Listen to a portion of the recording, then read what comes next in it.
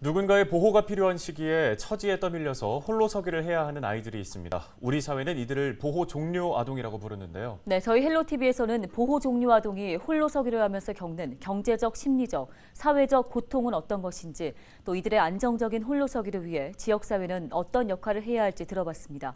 손성혜 기자가 보도합니다. 저는 은평에 있는 보육원에서 자랐습니다. 고아, 보호 종료 아동 저를 두고 하는 말입니다. 시설을 나온 뒤엔 한동안 모텔에서 지냈고 공장 음식점 등에서 일했습니다. 저에게 가족은 보육원 친구들입니다. 부모의 가난이나 이혼, 학대, 사망 등 각각의 사유로 부모와 떨어진 아동 약 2만 4천 명. 가족이라는 울타리가 없는 아이들은 아동 양육시설이나 공동생활가정 등의 형태로 보호를 받습니다.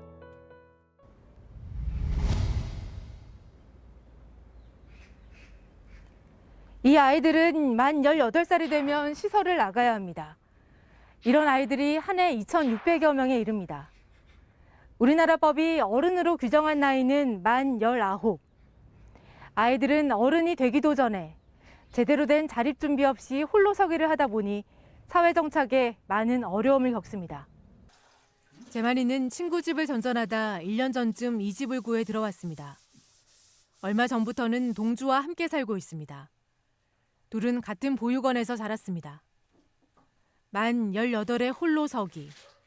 아이들은 혼자서 집도 구하고 일자리도 찾고 생계를 이어가야 합니다.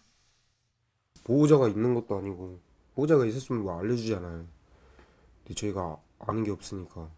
그러니까 시설에서 알려준다 치면 이제 1부터 10까지 알려주는 게 아니라 한 1부터 4? 딱 이 절반만 알려주고 또 해보면 막상 또 다른 문제가 있는 거예요. 이건 또 어떻게 해야 되지 이런 생각이 들 때가 제일 어려운 거죠. 막막하게 있다가 마침 친구 한 명이 월세방 잡았다 해서 같이 반반씩 내기로 해서 같이 들어갔죠. 정부 차원의 주거 지원책이 있지만 이를 지원받는 아동은 30%대에 머물고 있습니다. 이제도 집이 없어요. 거의 LH가 이전에 나가가지고 자립해서 있는 아이들이 거의 다 집을 차지하고 있는 상태잖아요. 부동산 통해서 하지만 아이들이 집 구하기는 것도 본인 혼자서 스스로 하기 힘들어서 거의 시설의 자립 담당 요원하고 같이 가는 걸로 알고 있어요. 근데 인력이 부족해요. 거기는 한 명, 시설에 한 명 아니면 두 명이 있다 보니까 그 많은 아이들의 집을 같이 구해주기가 굉장히 힘든 거죠. 자립 초기 불안정한 주거는 악순환의 연결고리가 됩니다.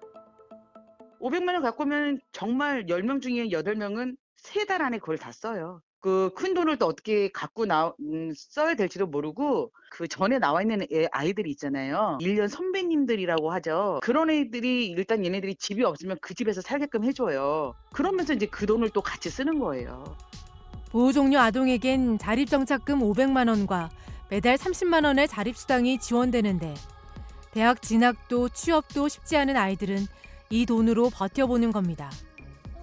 그런데 이마저도 사기를 당하기 일쑤고 범죄에 말려들기도 합니다.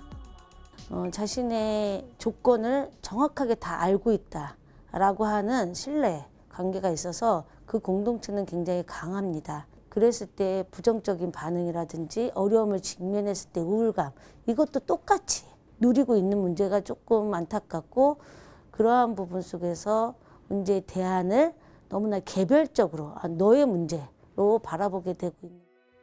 어디에도 발을 못 붙인 채 곧바로 기초생활수급자가 되거나 사회에서 고립됩니다. 올해 은평 지역 아동 양육시설 4곳에서 퇴소한 아동은 56명. 이 중 26명이 기초생활수급비에 의존해 생활하고 있습니다.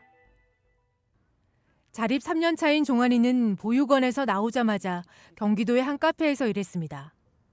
하지만 얼마 못 갔습니다. 그러니까 이제 일할 땐 사람들한테 치이고 지금은 또 혼자고 이제 혼자 견뎌야 되니까 이게 힘들더라고요. 아마 애들도 일을 시작 못하는 계기가 친구들하고 같이 하고 싶은 일이 없어서 혼자 애들이 잘 못하거든요. 그때 당시에는 이제 너무 힘들고 기댈 사람이 없으니까 이제 극단적인 생각도 했었던 거. 보호 종료 아동을 대상으로 한 설문조사 결과입니다. 응답자 251명 중 절반 이상이 정신적 건강 문제와 관리의 어려움을 호소했습니다. 아동법상 보호 종료 5년까지 사후 관리를 하도록 되어 있지만 현 지원 체계는 미미합니다. 최근 5년간 퇴소한 친구가 178명이거든요. 자립전담 요원이 그 178명의 친구들이랑 지금 보호 종료 직전의 아이들, 고3 아이들이거든요. 그걸 전담을 해서 이제 퇴소 준비를 시키는 사업들을 수행을 하는데 혼자서 거의 200명에 육박하는 친구들을 관리를 한다는 건 거의 불가능에 마찬가지기는 해요. 상황이 이렇다 보니 보호 종료 아동 가운데 연락이 두절된 비율은 26.3%에 달합니다. 최근 보호 종료 아동에 대한 관심이 높아지면서 지자체에서도 보호 종료 아동 담당 인력을 배치했지만 현황 파악에 그치는 정도입니다. 퇴소한 아동까지 관리할 수가 없었어요. 여력이 안 되니까. 왜냐하면 시설 관리 담당 직원이 한 명 있는데 요부 아동까지 어떻게 관리를 하겠어요. 기존의 민간 기업, 민간 단체에서 하던 학대조사 업무가 이 구로 넘어오면서 요부 아동을 관리하는 아동보호 전담요원까지 뽑아진 거예요. 사실 우리가 뭘 이렇게 조치하고 이런 건 없고 이제 그 친구들의 상황만 확인하는 거라. 취재진이 동주와 재만이를 다시 만난 곳은 은평구 대조동에 있는 청소년 도서관 작공입니다. 이곳은 중고등학교를 중도에 그만둔 학교 밖 청소년을 지원하는 곳입니다. 동주와 재만이가 작공을 알게 된 계기도 학교를 그만두고 갈 곳이 없던 때였습니다. 작공같이 이제 저희의 이런 상황을 알고 문제 생겼을 때나 네. 뭔가를 하고 싶은데 뭔가 조언을 들을 수 있는 곳을 딱 생각하면 그런 거죠. 작공인 거죠. 저희한테는 거기밖에 없는 거죠. 어른들을 아는 사람이 없으니까. 전문가와 현장 활동가들은 이런 거점 공간을 통해 보호 종료 아동이 지역에서 네트워크를 만들어 살아갈 수 있게 해야 한다고 말합니다. 제가 생각하는 자립은 공동체에서 함께 잘 사는 거예요. 퇴소한 아이들 중에 어떤 범죄 피해자가 되거나 정말 이런 어려움 있는 친구들 이야기 들어보면 정말 아무것도 아니거든요. 그 순간에 옆에 어른이 한마디만 이렇게 해줬어도 절대 그런 일이 없었을 텐데.